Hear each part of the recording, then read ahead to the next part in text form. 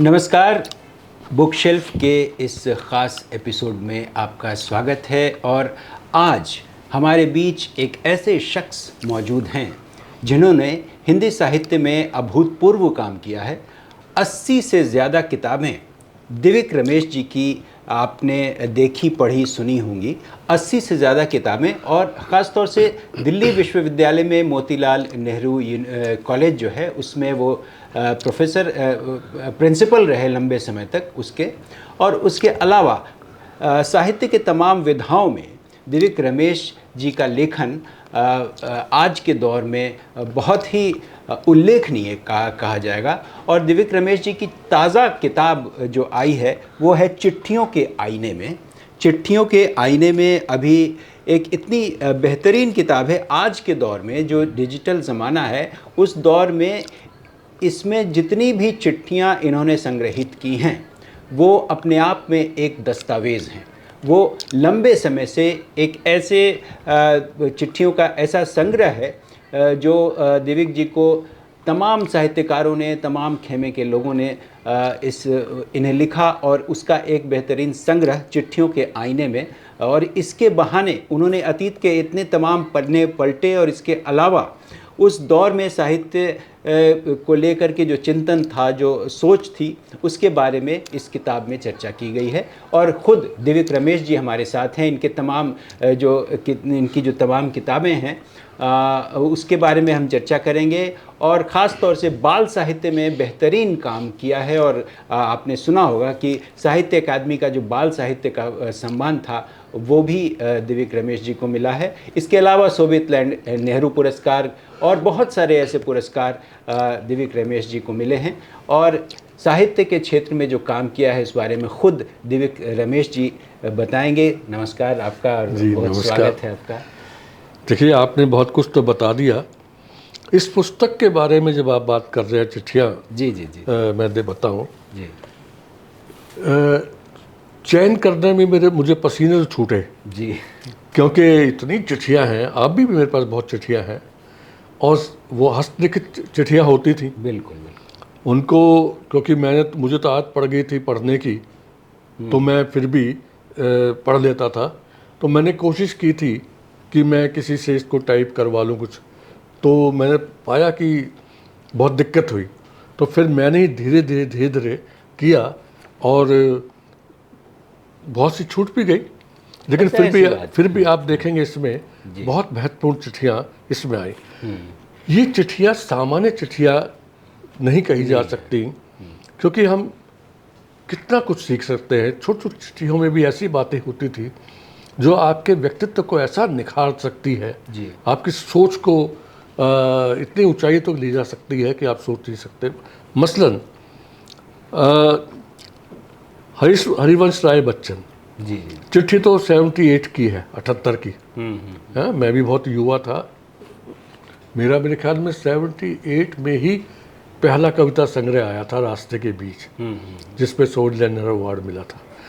और आप देखिए, उस समय बच्चन जी एक जो है चयन तैयार कर रहे थे, और मेरा रास्ते के बीच लिया था उन्होंने धर्मवीर भारती जी से। अच्छा। उसके बाद उन्होंने मेरे घर पे पत्र लिखा, ना मेरा परिचय था उनसे, और उनका तो क्या होगा, मैं तो बड़ा उभरता हुआ सा कवि था। मैं सब ये बता रहा हूँ कि ऐसी चिट्ठियाँ कितनी विरल हो सकती है और कितना कुछ सिखा सकती है।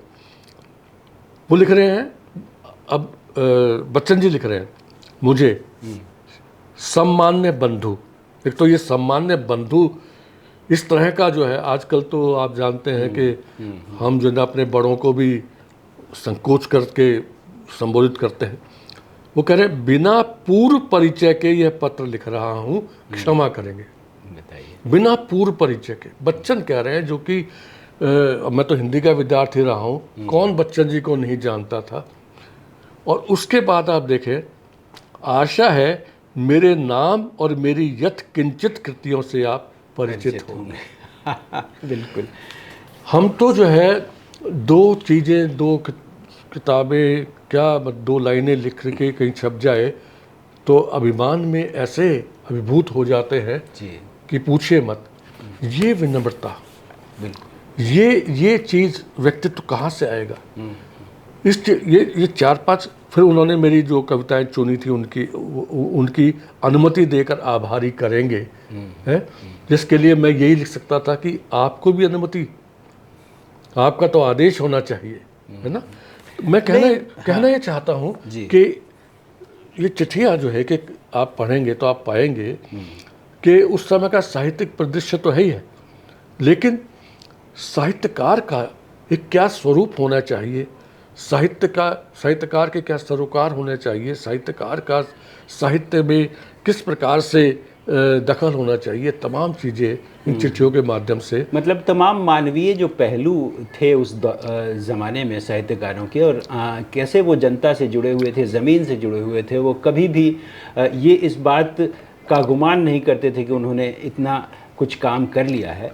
ये सारा जैसे भवानी प्रसाद मिश्र की चिट्ठी है, इसमें बहुत सारे लोगों की चिट्ठी, नए से नए की भी है इसमें। हाँ, इसमें लीलाधर मंडलोई की भी चिट्ठी है, और भी नए मैंने ऐसी चिट्ठियाँ भी रखी हैं जो ऐसे ही बगैर उसके प्रतिक्रिया रूप किसी पाठक ने भेज दी, लेकिन मुझे लगा महत्वपूर्ण है। ये निजी चिट्ठियाँ होकर के मैं कह सकता हूँ सबके लिए है। इसमें आपने लिखा बाद में भवानी जी ने फ़ोन भी किया था। हाँ, जाहिर सी बात है, भवानी प्रसाद मिश्र हों, शमशेर बहादुर सिंह हों, त्रिलोचन शास्त्री हों, इन सब लोगों की चिट्ठियों को, एक तो आज के दौर में इतने समय पुरानी चिट्ठियों को संजो कर रखना, उसकी फाइलिंग करना, बेशक आज के पीढ़ी को समझना चाहिए कि ये अपने आप में एक दस्तावेज़ है, और पढ़ना चाहिए कि कम से कम उस दौर में जो चिट्ठियाँ लिखी जाती थीं कैसी होती थीं, और किसी भी नए लेखक को कितना प्रोत्साहित करती थीं, आगे बढ़ाती थीं। आप मुझे इजाज़त दे तो एक बात कह दूं जी, ये सबके लिए कह रहा हूँ कि ये चिट्ठियाँ जो है मेरे पास ओरिजिनल यानी मूल चिट्ठियाँ, उसकी मेरे पास फाइल है जी। मैं चाहूँगा कोई अच्छा पुस्तकालय या अच्छा कोई संस्थान चाहे तो उनको अपने याद रख निश्चित रूप से वो किताब तो आ गई है, तो टाइप 2 वो में तो छपी हुई किताब है। लेकिन ओरिजिनल हस्तलिखित जो चिट्ठियाँ होती हैं ना, उसको पढ़ने का, उसको देखने का अपना एक सुख और सुकून होता है। उस कागज़ को, उन शब्दों को सूंघने का जो एक आनंद है। बिल्कुल बिल्कुल सही कहा आपने। इस किताब के अलावा आपने बच्चों पे बहुत काम किया है। हाँ, ये अभी नवीनतम बाल कहानियों की किताब है, गोलू का दिमाग चलता है। ये लिखा है दिव्य रमेश जी ने। ये बाल कहानियाँ हैं, बाल कहानियाँ, बच्चों की कहानियाँ हों, बच्चों की कविताएं हों, इतना कुछ नाटक लिख गए, नाटक हैं, और ये सारा कुछ जो बाल साहित्य में आज अगर किसी का नाम प्रमुखता से लिया जाता है तो दिव्य रमेश जी का है। बाल साहित्य के बारे में अगर हम बात करें तो आपको आज के दौर में जो बच्चे आपको दिखते हैं, उसमें क्या लगता है कि उनके अंदर जो साहित्य को लेकर के एक कहीं ना कहीं जो एक कौतूहल होता है वो अभी बचा हुआ है, या फिर जो साहित्यकारों की जो एक जिम्मेदारी होती है बच्चों को लेकर, एक नई पीढ़ी को लेकर, क्या वो बरकरार है? देखिए अतुल जी, ऐसा है कि जब बालक कहते हैं जी, तो भारत के संदर्भ में हम सोचें तो यहाँ का बच्चा भी विविधताओं से भरा हुआ है। यहाँ पर महानगर में आप देख लीजिए, महानगर में बड़े घर में का एक बच्चा होता है, और उसी घर में काम करने वाली जो बाई आ रही है उसका भी एक बच्चा है, बिल्कुल, जिसका परिवेश अलग है। यहाँ आदिवासी बच्चे भी हैं, दूर दराज पहाड़ों में रहने वाले, रेगिस्तान में रहने वाले बच्चे भी हैं। यहाँ धर्म के आधार पर बांटे गए, बटे हुए नहीं कहूँगा मैं, बांटे गए बच्चे भी हैं। यहाँ जाति आदि के आधार पर बांटे गए बच्चे भी हैं। वो कैसे कैसे दंश, कैसे कैसी प्रतिकूल स्थितियाँ देखते होंगे। जी, बालक नहीं बंटना चाहता, बालक को बड़े बांटते हैं, ये याद रखिए। बाल साहित्य या कोई भी साहित्य सबसे बड़ा जो काम करता है वो यही करता है कि वो जो बेकार का ये बंटवारा है उसको समेट करके जोड़ता है, और मनुष्यता को कैसे बचाया जा सकता है, ये किसी भी साहित्य का सबसे बड़ी विशेषता होती है और लक्ष्य होता है। अगर वो साहित्य जो है वो प्रायोजित नहीं है, प्रचारात्मक नहीं है, किसी के चरण स्पर्श के लिए नहीं है, अगर स्वायत्त ढंग का साहित्य है तो वो फिर जो है सबको जोड़ के रखता है, और वो केवल भारत के बच्चों को नहीं, पूरे विश्व के बच्चों को जोड़ता है। तो आज बाल साहित्य, आप जानते हैं कि एक आधुनिक काल में जो बाल साहित्य का सृजन शुरू हुआ था पाठ्य पुस्तकों के रूप में हुआ था, जी जी, लेकिन उसके बाद जो है जरूर समझी गई। बल्कि जोगिंद्रनाथ सरकार ने जब हास्य और खेला लिखा तो रविंद्रनाथ टैगोर ने कहा ये है जो पाठ्य पुस्तक कक्षाओं से बाहर निकल के भी पुस्तकें हो सकती है पढ़ने के लिए। देखिए, सबसे पहले तो बच्चों की पुस्तकों का लक्ष्य होना चाहिए मनोरंजन। वो उसको अपनाए तो सही, पढ़ने की आदत चित्रों तो के माध्यम से, हाँ बिल्कुल, कंटेंट के माध्यम से, किसी माध्यम से वो कब अपनाएगा। मैं इसको मानता हूँ, कहा तो किसी पश्चिमी चिंतक ने है कि बालक के लिए मत लिखिए, बालक का लिखिए। बालक के लिए जब आप लिखते हैं तो अपने आप को आरोपित करते हैं, उपदेश देंगे, ये करो वो करो। बालक का लिखेंगे तो आप बच्चे के मनोविज्ञान को, बच्चे की समझ को, बच्चे की तैयारी को सामने रख के बचेगा। आज तो बल्कि मैं कहता हूँ कि अगर कोई साहित्यकार जहाँ भी रह रहा है वहाँ की जो स्थानिकता है उसको समझ करके उसको पढ़ कर लिखिए। वो भाषा में भी अगर ऐसे शब्द आने दीजिए, और अच्छी बात है कि ऐसा हो रहा है। कमलेश चंद्राकर हैं छत्तीसगढ़ के, उनकी भाषा में मैं देखता हूँ, दंग रहता हूँ कि वहाँ की शब्दावली लाते हैं। तो ये ज़रूर है कि यहाँ के बच्चों को बताना पड़ेगा, लेकिन वहाँ तुरंत जो वहाँ के जो बच्चे होंगे उसको पढ़ते ही एकदम से अपना लेंगे। नहीं, मेरा सवाल ये था कि आज के दौर में जो ख़ास तौर से तमाम जो छोटे छोटे बच्चे हैं मोबाइल से चिपके रहते हैं, जी जी जी, ऐसे दौर में जो साहित्य सृजन हो रहा है, लिखा जा रहा है बच्चों के लिए, उसको वहाँ तक कैसे पहुँचाएं? ये सबसे बड़ी चुनौती है। हाँ, और एक जो है ना छोटी सी कहानी मैंने पढ़ी थी जिसमें ये था कि माँ बाप ने पूछा कि बच्चे तुम क्या बनना चाहते हो। वो अपेक्षा कर रहे थे जवाब देंगे कि डॉक्टर, इंजीनियर, या और नहीं तो ड्राइवर या ये बने। बच्चे ने कहा मैं मोबाइल बनना चाहता हूँ। मोबाइल और आजकल यूट्यूबर का ज़माना नहीं, आ मैं गया। मोबाइल बनना चाहता हूँ। बताइए। वो दंग उसे, क्यों मोबाइल बनना चाहते हो? मैं इसलिए कि माँ, मैं कहता रहता हूँ मम्मी मेरी ये बात सुनो। मम्मी सुनती नहीं है, तो अभी थोड़ी देर बाद सुनूंगी, ये इसमें मैं जरा सहेली से बात कर लूँ वगैरह वगैरह। लेकिन उसी वक्त बड़े का मोबाइल आ जाए तो खट उसको सुनता है। आप जो कह रहे हैं उसमें निहित ये है कि हम बच्चों के सामने हम बड़े क्या आदर्श प्रस्तुत कर रहे हैं। हम ही 24 घंटे मोबाइल से चिपके रहेंगे और फिर हम शिकायत करेंगे बच्चा मोबाइल से चिपका हुआ है। तो असली बात यह है कि पुस्तक तक पहुंचने वाली जो संस्कृति है, ये इसका दायित्व जो है गुरुओं पर, बड़ों पर, वयस्कों पर भी है। और वो आज भी मैं देखता हूँ, मेरे पास जब कोई कहानी या कोई कविता पढ़ कर के किसी बच्चे की प्रतिक्रिया आती है तो मुझे बहुत अच्छा लगता है, चाहे वो कम ही हो। निश्चित रूप से, है ना। मैं अब क्योंकि मैं इस क्षेत्र में हूँ तो ये ज़रूर है कि कुछ बच्चे मेरी निगाह में जो पढ़ते हैं, कुछ बच्चे हैं जो खुद भी लिखते हैं। एक पुस्तक आई थी, मैंने देखा 62 बच्चों की लिखी हुई रचनाएं उसमें छपी हुई थी। तो जाहिर है ऐसे बच्चे हैं, लेकिन आप जो कहना चाह रहे हैं मैं उससे सहमत हूँ कि अधिकांश रूप में पुस्तक के से थोड़े से हटे हुए हैं। ये बात अलग है कि मैं नई तकनीक का विरोधी कभी नहीं रहा। ई बुक के रूप में भी तो आप पढ़ सकते हैं। ई बुक आज हम भी देखते हैं, कई दफ़े पुस्तक जब उपलब्ध नहीं होती तो हम ई बुक के रूप में उसको प्राप्त कर लेते हैं।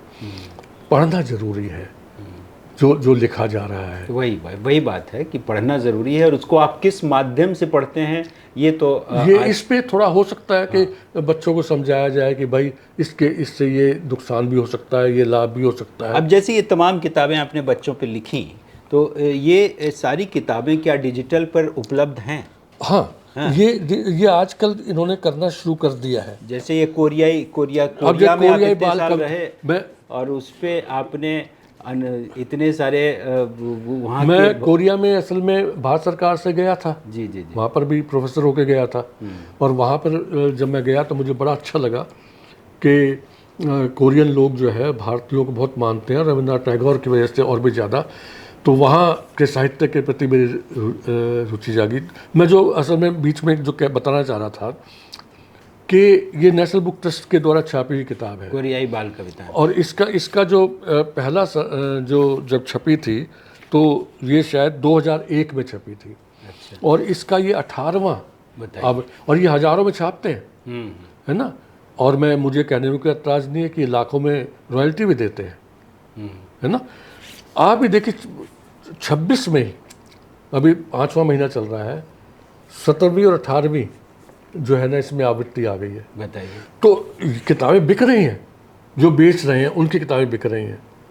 वैसे तो ये भी है, कह लेने दीजिए, जो कह रहे हैं किताब बिक नहीं रही है वो भी कई दफ़ा धांधलेबाजी कर लेते हैं। जी, जी, जी। कि किताबें बेच करके वो दिखाते रहते हैं कि 5 किताबें अभी भी बची हुई हैं। वो रॉयल्टी वाला चक्कर है। लेकिन मेरा सौभाग्य है कि मेरे कविता संग्रह भी कई संस्करण उनके हुए हैं, एक के तो 5-6 संस्करण हुए हैं। तो वो किताबें गई होंगी तो पढ़ते भी होंगे लोग, लेकिन फिर भी मैंने भी इस चीज़ को उठाया कई दफ़े कि पुस्तक के प्रति कैसे पहुंचाया जाए आज की पीढ़ी को भी। और आज की पीढ़ी का प्रश्न ज़्यादा महत्वपूर्ण है, जो बूढ़े हो गए उनको छोड़िए, बिल्कुल, उनको कैसे पहुंचाइए, बड़ी चुनौती है। उसके लिए तो यह है कि उनके अनुसार उनके मनोविज्ञान को समझ करके, उनकी बातों को समझ करके बहुत ऐसा साहित्य लिखा जाए जिसको वो पढ़ें तो वो कहे कि नहीं, मैं तो पढ़ाई है, मैं औरों को भी पढ़वाऊँगा। अच्छा, कविताओं की बात आपने अभी बात हुई, इतनी सारी कविताएं आपने लिखी, इतने सारे संग्रह आपके आए कविताओं के। जी, 14 संग्रह। 14 संग्रह, सोचिए बहुत बड़ी उपलब्धि है कि इतनी सारी कविताएं लिखी, और तमाम तरह की कविताएं हैं उसमें, संवेदनाएं भरी हुई हैं। लेकिन व्यवस्था को लेकर के भी कई सवाल आपने उठाए।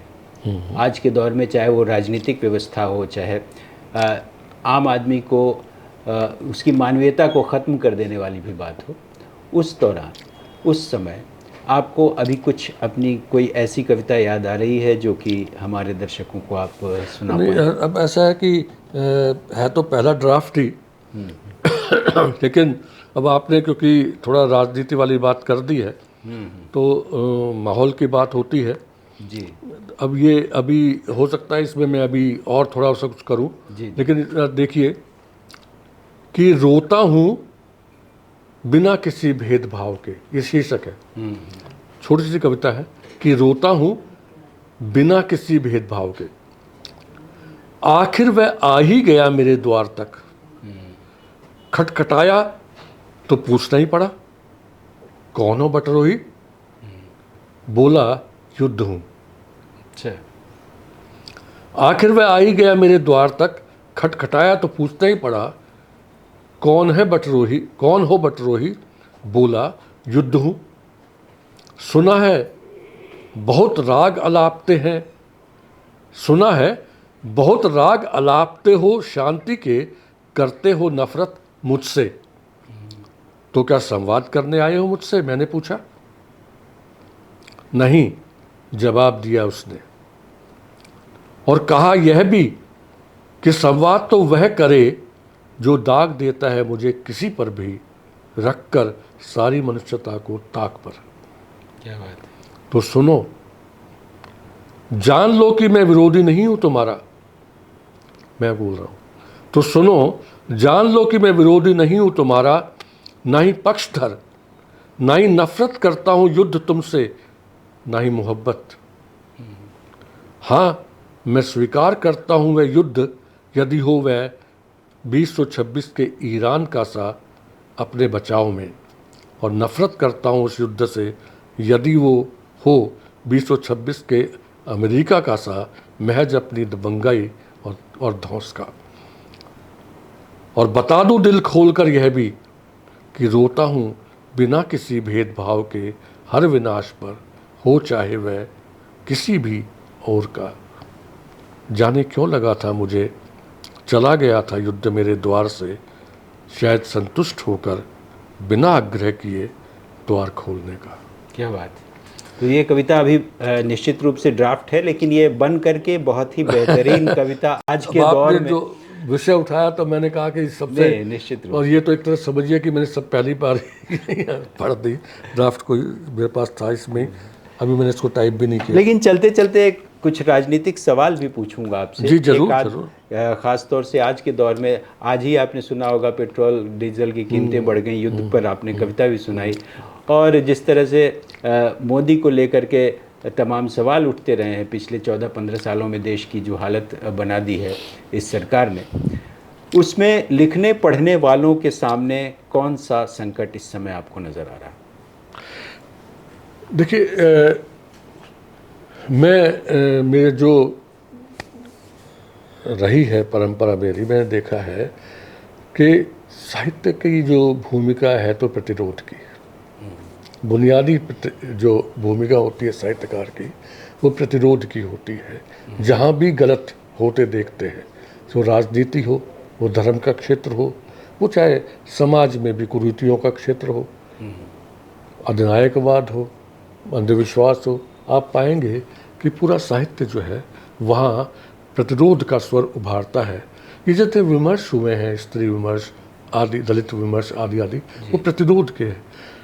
अगर वो प्रचारात्मक रूप में हो जाते हैं या किसी की पूंछ पकड़ के चलने लगते हैं तो वो भी खराब हो जाता है।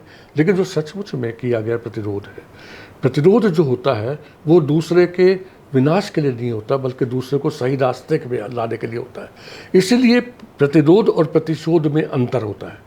मैं कभी भी प्रतिशोध का पक्षधर नहीं रहा। जाहिर सी बात है, साहित्यकार कभी भी प्रतिशोध का पक्षधर नहीं होता, कोई भी संवेदनशील साहित्यकार।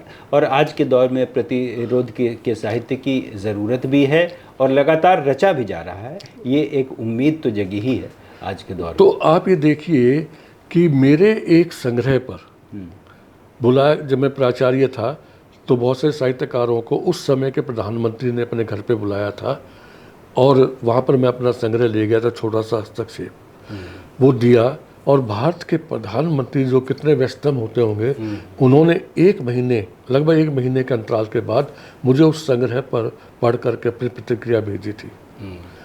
और वो प्रधानमंत्री थे अटल बिहारी वाजपेयी। मैं समझ गया।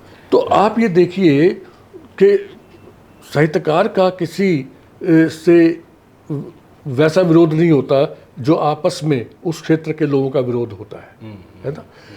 आज आपने सवाल जो किया है, आज के समय में निश्चित रूप से, ये मैं अपनी भावना कह रहा हूँ, ये मैं किसी को प्रतिनिधित्व नहीं कर रहा, हो सकता है कईयों की निगाह में मेरी बात गलत भी है।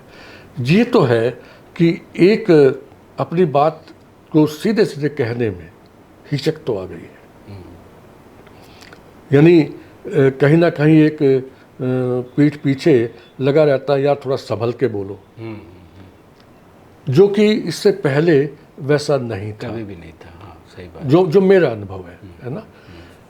आज जो है संस्थाओं में मैं देख रहा हूँ, क्योंकि इतनी उम्र हो गई है तो जितनी साहित्यिक संस्थाओं से उनसे जुड़ा हुआ हूँ, वहाँ संस्थाओं में मैं देख रहा हूँ कि बहुत ज़्यादा दखल हो गया, हस्तक्षेप हो गया, जो नहीं होना चाहिए। स्वायत्त अगर आप कह रहे हैं किसी संस्था को, तो वहाँ स्वायत्तता भंग क्यों? अब पिछले दिनों साहित्य अकेडमी के पुरस्कार रोक दिए गए थे, मुझे बहुत बुरा लगा था। निश्चित रूप से, यानी सारे पत्रकार खड़े हुए हैं, घोषित होने हैं, और आपने रोक दिए। क्यों? सरकार का ये काम नहीं है। सरकार अपना तरीके से सारे समाज के लिए काम करे, लेकिन साहित्य में इस प्रकार का दखल, लेनिन जो थे उन्होंने भी कहा था कि जो लेखकों की संस्था होती है वो उसके वैसा ही व्यवहार मत करो जैसा कि किसानों या मजदूरों की, क्योंकि वहाँ थोड़ी सब्जेक्टिविटी रहती। निश्चित रूप से आज के दौर में ये बहुत ज़रूरी है, प्रतिरोध का साहित्य रचा जाए। और आप हमारे बीच आए, बहुत अच्छा लगा। बातें तो बहुत सारी हैं, लंबी, और अगली किस्त में हम और भी बातें करेंगे। और आपको एक बहुत शुभकामनाएं दे दूं कि आप 80 साल के होने जा रहे हैं, और आप ऐसे ही पूरी ऊर्जा के साथ लिखते रहें और लोगों तक पहुंचते रहें। बहुत बहुत शुक्रिया। आप लोगों की शुभकामनाएं, आप लोगों का साथ जो है मेरे लिए बहुत बड़ी प्रेरणा है। धन्यवाद।